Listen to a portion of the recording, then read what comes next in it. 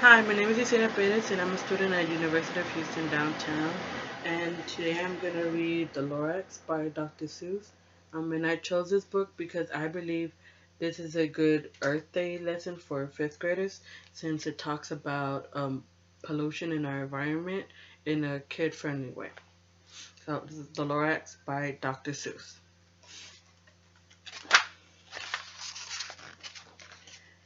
At the far end of town, where the griggle grass grows, and the wind smells slow and sour when it blows, and no birds ever sing excepting old crows, is the street of the lifted Lorax.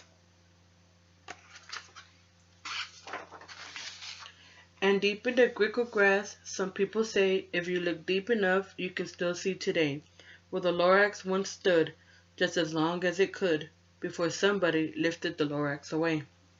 What was the Lorax, and why was it there? And why was it lifted and taken somewhere, from the far end of town where the grickle grass grows? The old Onceler still lives here. Ask him, he knows.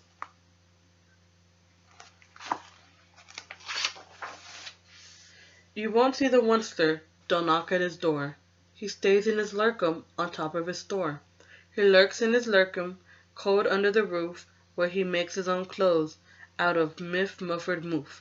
And on special dank midnights in August he peeks out of the shutters, and sometimes he speaks, and tells how the Lorax was lifted away.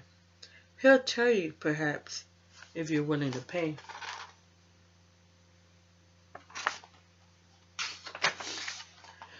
On the end of a rope he lays down a tin pail, and then you have to toss in 15 cents and a nail, and the shell of a great-great-great-grandfather snail.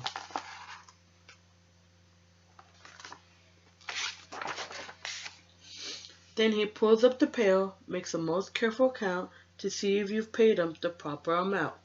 Then he hides what you paid him away in his snub, his secret strange hole in his groveless glove.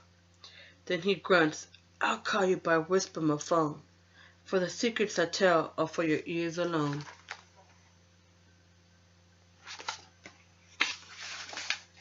Slump down slups the whisper phone to your ear. And the old Onceler's whispers are not very clear, since they have to come down through a snurgly hose, and he sounds as if he had smallish bees up his nose. Now I'll tell you, he says, with his teeth sounding gray, how the Lorax got lifted and taken away. It all started way back, such a long, long time back.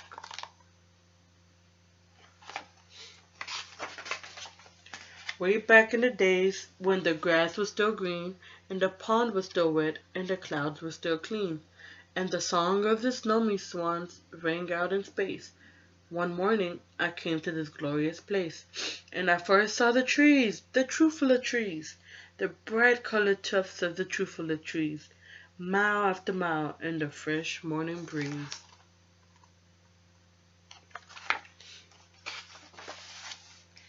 And under the trees I saw brown barbaloots, frisking about in their barbaloot suits, as they played in the shade and ate truffle of fruits.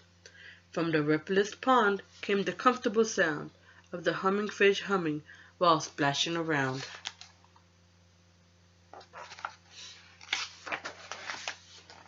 But those trees, those truthful trees!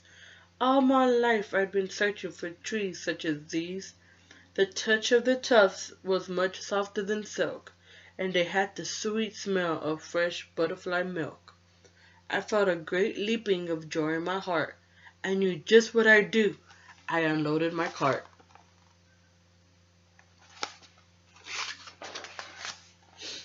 In no time at all I had built a small shop. Then I chopped down a truffle tree with one chop, and with great skillful skill and with great speedy speed I took the soft tuft and I knitted a sneed.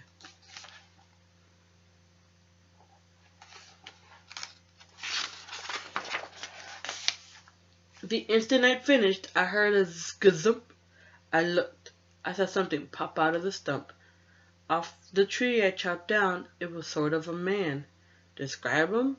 That's hard, I don't know if I can. He was shortish and oldish, and brownish and mossy, and he spoke with a voice that was sharpish and bossy.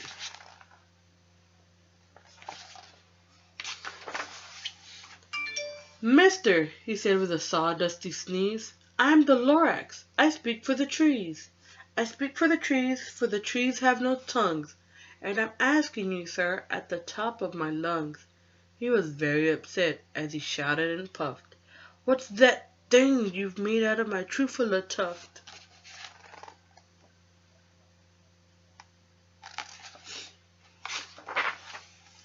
Look, Lorax, I said, there's no cause for alarm. I chopped just one tree. I'm doing no harm. I'm being quite useful. This thing is a sneed. A sneed finds something that all people need. It's a shirt, it's a sock, it's a glove, it's a hat, but it has other uses. Yes, far beyond that.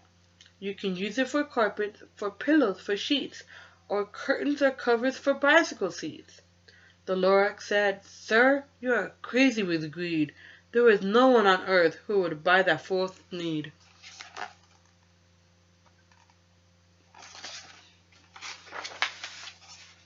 But the very next minute I proved he was wrong. For just at that minute a chap came along, and he thought that the sneed I had knitted was great.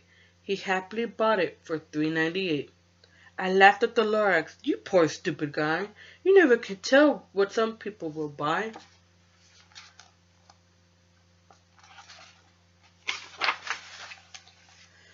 I repeat, said the Lorax, I speak for the trees. I'm busy, I told him. Shut up, if you please. I rushed across the room, and in no time at all, but to radiophone, I put in a quick call. I called on my brothers and uncles and aunts, and I said, Listen here.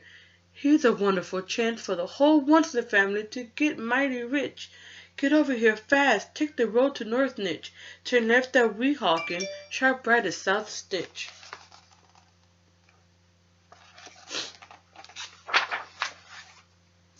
And in no time at all, in the factory I built, the whole Onceler family was working full tilt. We were all knitting sneeds, just as busy as bees, to the sound of the chopping of truffula trees.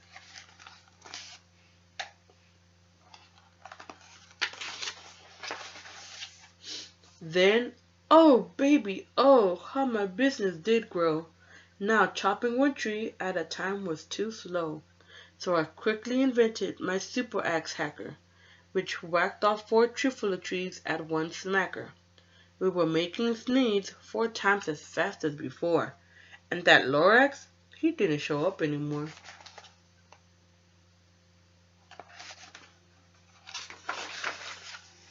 But the next week he knocked on my new office door. He snapped, I'm the Lorax who speaks for the trees, which you seem to be chopping as fast as you please. But I'm also in charge of the brown barbaloos who played in the shade in their barbaloot suits and happily lived eating truffula fruits.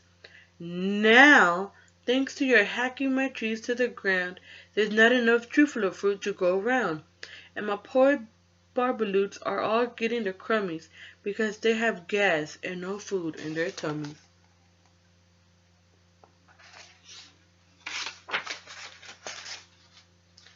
They loved living here, but I can't let them stay. They'll have to find food, and I hope that they may. Good luck, boys, he cried, and he sent them away. I, the Onceler, felt sad as I watched them all go. But business is business, and business must grow, regardless of crummies and tummies, you know.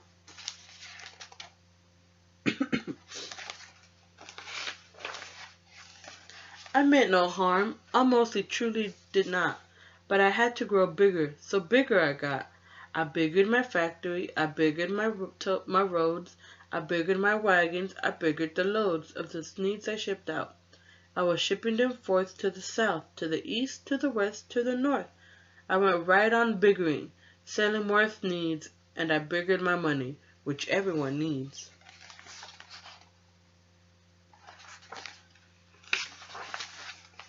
Then again he came back. I was fixing some pipes when an old nuisance Lorax came back with more gripes.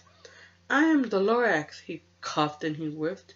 He sneezed and he snuffled, he snuggled, he sniffed. Onceler, he cried with a querulous croak. Onceler, you're making such smogulous smoke.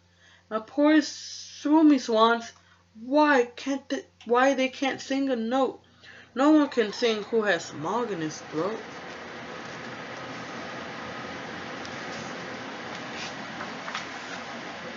And so, said the Lorax, please pardon my cough. They cannot live here, so I'm sending them off. Where will they go? I don't hopefully know. They may have to fly for a month or a year to escape from the smog you've smogged up around here.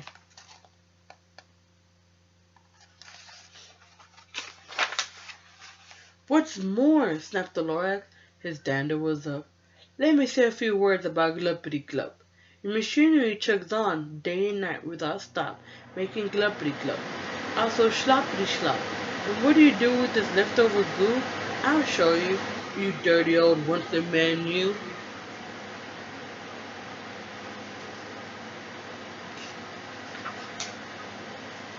You're glumping the pond where the humming fish hummed. No more can they hum, for the girls are all gummed. So I'm sending them off. Oh, their future is dreary.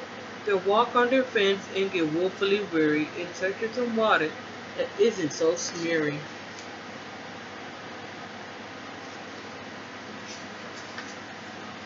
And then I got mad. I got terribly mad. I yelled at the Lorax, now listen here, Dad. All you do is yap yap and say bad, bad, bad, bad. Well, I have my rights, sir, and I'm telling you, I intend to go on doing just what I do. And for your information, you Lorax, I'm figuring on biggering and biggering and biggering and biggering, turning more truthful trees into sneaks, which everyone needs.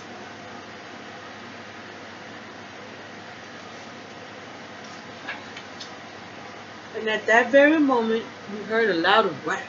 From outside in the fields came a sickening smack of an axe on a tree. Then we heard the tree fall, the very last truthful tree of them all.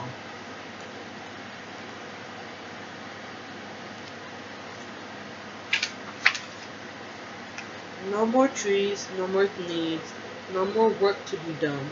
So in no time, my uncles and aunts, everyone, all waved me goodbye. They jumped into my cars and drove away under the smoke-smuggled stars.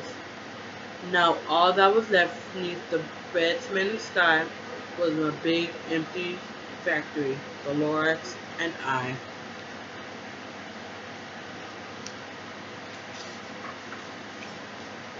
The Lorax said nothing, just gave me a glance, just gave me a very sad, sad backward glance.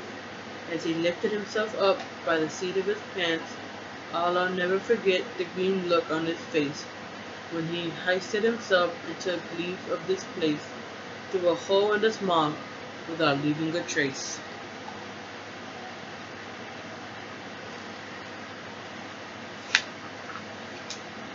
And all that the Lorax laughed here, and the mess was a small pile of rocks, with the one word, unless. Whatever that meant, well, I just couldn't guess. That was long ago. But each day since that day, I've sat here and worried away. Through the years, while my buildings have fallen apart, I've worried about it with all of my heart.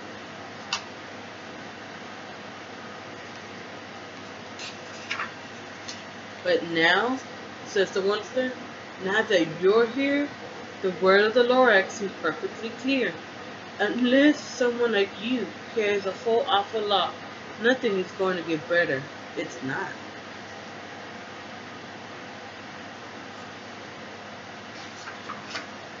So, catch, it's called the monster. He let something fall. It's a truffula seed. It's the last one of all. You're in charge of the last You're in charge of the last of the truffula seeds. And truffula trees are what everyone needs. Plant a new truffula. Treat it with care. Give it clean water and feed it fresh air. Grow a forest. Protect it from axes that hack. Then the Lorax and all of his friends may come back.